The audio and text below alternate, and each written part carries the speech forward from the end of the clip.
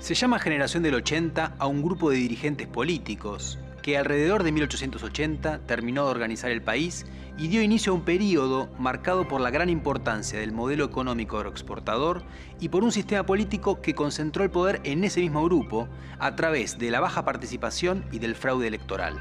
También se llamó Generación del 80 a un grupo de escritores relacionados con esos dirigentes que ocupa un lugar central en la historia de la literatura argentina. Este programa se ocupa de toda la generación del 80, que tuvo un proyecto que es central para entender la formación de nuestro país. Fueron los fundadores de la Argentina moderna.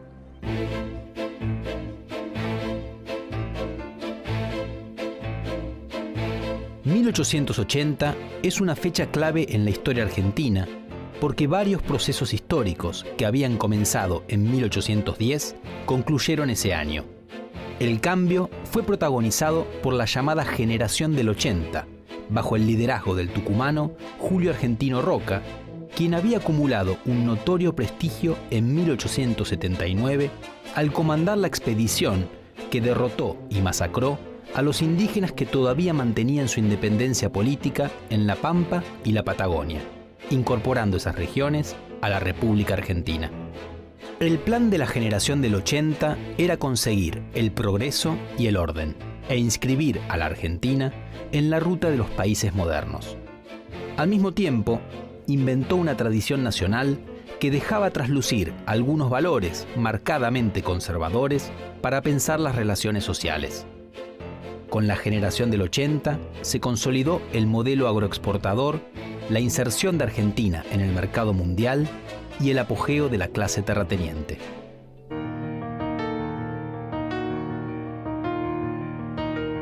En su primer gobierno, de 1880 a 1886, Roca diseñó un programa que sintetizó en dos palabras: paz y administración. Para lograr ambos propósitos, confiaba en el crecimiento de la economía. Si todos se dedicaban a perseguir objetivos económicos, se debilitarían las pasiones políticas que habían caracterizado al país. En ese esquema, todo el papel que le cabía a la política era el de administrar el libre desenvolvimiento de las personas, que impulsando sus intereses privados, contribuirían al bienestar común. Este discurso antipolítico no se traducía a la realidad. Los hombres del 80 implementaron una serie de medidas importantes que excedían la mera administración.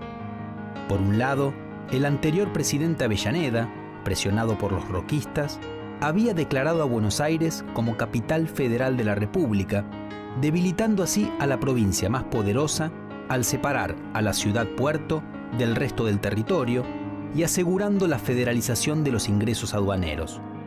Con Roca se unificó por primera vez la moneda, se consolidó el Ejército Nacional y dejó de convocarse a las milicias provinciales. Se sancionó la Ley de Territorios Nacionales, que ponía bajo el control del Poder Ejecutivo las tierras del sur, capturadas en 1879, así como las de la región del Chaco, ocupada por el ejército en 1884. Todas estas medidas fortalecieron al Estado Nacional.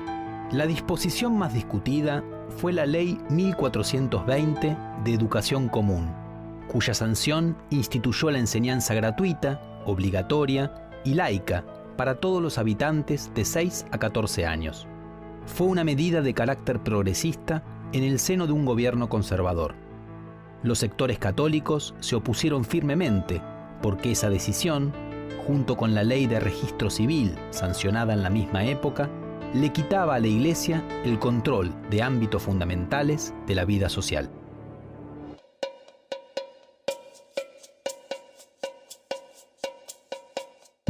El proyecto del 80 parecía avanzar con paso rápido y seguro. Hacia 1889, el gobierno del sucesor de Roca, Miguel Juárez Celman, parecía estar consolidado. Tenía amplia mayoría en ambas cámaras y contaba con el apoyo de los gobernadores. El nuevo presidente desconfiaba de la actividad política aún más que su predecesor. Para Juárez Celman, lo que se necesitaba eran administradores eficientes y no clientelas de comité. Sin embargo, esas certezas se volverían dudas desde 1890. Ese año comenzó una aguda crisis económica que tuvo efectos muy fuertes. Al mismo tiempo, se desencadenó una crisis política.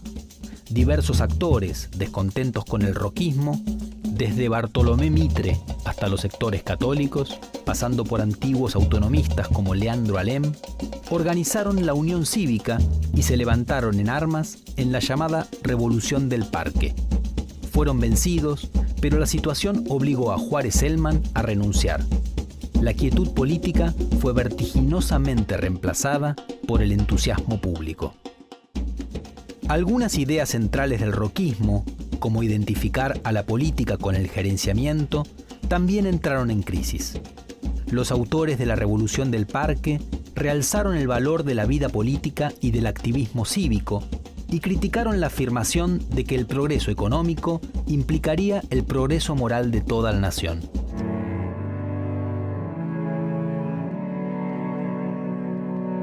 Roca y su sector político se recompondrían de la crisis de 1890.